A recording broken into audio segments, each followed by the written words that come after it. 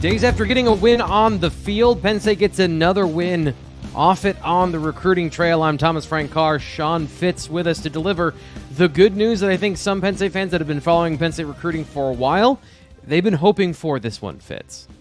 Yeah, Penn State with a flip.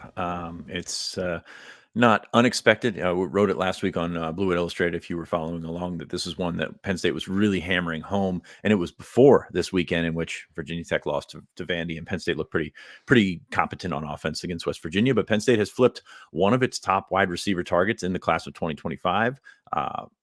Matthew Outten is a good one. There it is. Yes, he's been at or near the top of the list. T-Frank, you know that we went back and ranked our guys a couple of months ago. Feels like forever ago, to be honest with you. Yeah. But I think this is a guy that Penn State values above where he's at on the star chart, I guess you could say. Industry has him at 406 overall, number 15 athlete, number 13 in Virginia. On3's actually just got him as a high 3-star 89. But yeah, this is a top of the board guy for Penn State. They wanted to get him in on a visit this summer. They did so. He also visited a couple other schools. Maryland was involved. Virginia Tech was involved. Kept this pretty regional, even though, there was a Georgia offer there. There were some other big schools that were interested, but kept this pretty regional, committed to Virginia Tech over the summer. That was a body blow. This was one of those ones that we talked about, with Lex Cyrus, with Taz Williams this summer. But Penn State stayed on him. Marcus Haggins stayed on him and eventually pulled off the flip. Yeah, so this is, as you mentioned, a very important recruiting process for Penn State to stay on a player like this. And is his quiet nature, because there's not a lot of information about him. There's not a lot of photos about him. I imagine there's not a lot of testing data about him. Is that a part of his recruiting profile? Because I know internally we are very high on Matthew Outten. And I know that, as you just mentioned, Penn State is very high on him. Is that part of the disconnect here, is just how quiet he's been?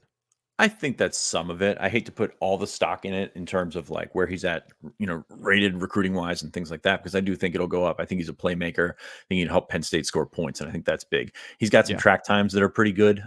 You look at the tape and you don't think, you look at Lex Cyrus, you look at those guys that, just have the state level track championship speed, and you can see that on tape. Matthew Outten, like, that's not his best quality. And I think that's a good thing, especially for a guy going to play receiver in college. So is he an interior guy? Is he a slot guy? Is he yes, please. One of those guys that he's maybe a running back at times? He's just one of those guys that just, you put the ball in his hands and you say, hey, take this however long you can take it. And as you see on the film, as a kick returner, as a receiver, he does a lot of that stuff. So is a prospect that I really like. And it's just, I think Penn State, when they had him on campus this summer, they're like, hey, we got to get this guy. He is a bona fide playmaker. He's a guy that they think that can translate that high school playmaking ability to the next level. And yeah, we're gonna see how that works out in the next couple of years in Happy Valley instead of Blacksburg. So I think Penn State happy to have Matthew Outten. Of course, that's been a freaking roller coaster, that wide receiver recruiting. Yes, it has been.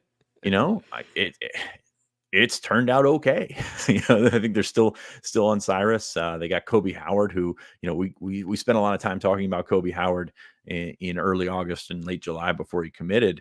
He came out and had a really strong start to his senior season at Chaminade Madonna. But this is a guy that Penn State's really liked for a long time. They felt the investment on staying with him was worth it. And bang, all of a sudden there's another commitment in Penn State's class. Yeah, just a shade under 6'1", 210 pounds. And you can see it's not just the size. It's not just the speed. It's not just the burst and the strength. It's that he has all of it in one package. And that's why I asked you, coming out, what am I missing here for a guy that's an 89 3-star that I think On3 does a great job of identifying these guys that maybe aren't on the national stage for, hey, this is a really good receiver. I feel like he's got the complete package from a physical perspective, and obviously where he plays and some of those things do factor into it. But this is a guy that when we watch the film, I remember we were talking about the most fun to watch, the guys that have the most upside, et cetera, et cetera. We broke this every way down from Sunday. In terms of these receiver commits and all the guys that they had on campus this summer, he was the guy that had the most upside to me. When we talked about breaking these guys into buckets in terms of their ability and what they expressed, he was the guy I was most excited about.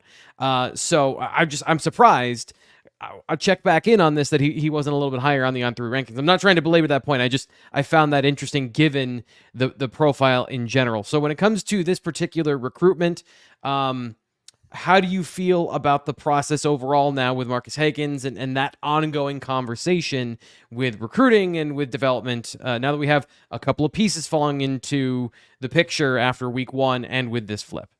I mean, seems okay. It's really interesting. The cycle didn't end in July, like Yeah. some thought it would. And you got to give credit where it's credit's due. I think we were pretty hard on Marcus Haggins this summer, but this is an important bounce back, if you will. This was a guy that they really thought. I think they thought at one point they were getting, and this was the funny one this summer because it was Penn State and Maryland thought they were battling each other, like based on the feedback they got from coaches, from whomever. And Penn State and Yeah. Maryland both thought that was a head-to-head battle, and then he committed to Virginia Tech, which doesn't happen all that often. But in a recruitment like this, that is quiet, I would say a little bit underexposed in terms of what we usually see, especially at that position. Like Yeah.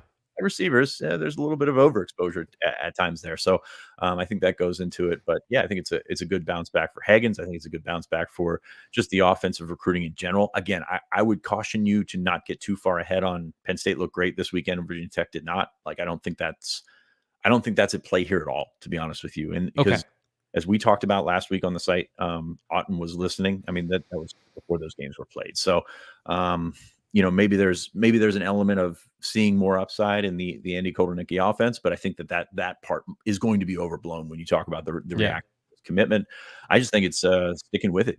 Kenny Sanders, Khalil Ahmad, two guys on the recruiting staff, stuck with this one for a while. And I think that it's one of those things where if you can read the cues from the player, like when he commits somewhere else, is that door open? And I think Penn State found that they at least had a foot in the door there. So again, really good pickup for Penn State. I'm curious to see how he continues to develop. Comparisons are hard. I mean, there's not a ton of guys that Yeah. are 6'1", 205, 210, something like that. Cam Seldon is a guy that's from down there. That's kind of like the same recruitment. He was, I think, even further in the backwoods. Not that Auton's in the backwoods, but Seldon was underexposed. He was a big athlete that ran by everybody that he played against, and you were kind of wondering, how does this translate to the next level? He's at Tennessee and he's injured right now, but it's the same type of recruitment, kind of the same type of just offensive athlete, weapon player. Yeah, and that's another thing I should mention is he is rated as an athlete by On3 in the rankings, so that probably does provide some context there. If you want to get that reporting that Fitz has been talking about, all of the great conversation and the nuggets and everything, there's even some other stuff, by the way, from Penn State football commits that are left on the board or that are maybe flip targets, and it's all the information's at bluewhiteillustrated.com, which you can get right now.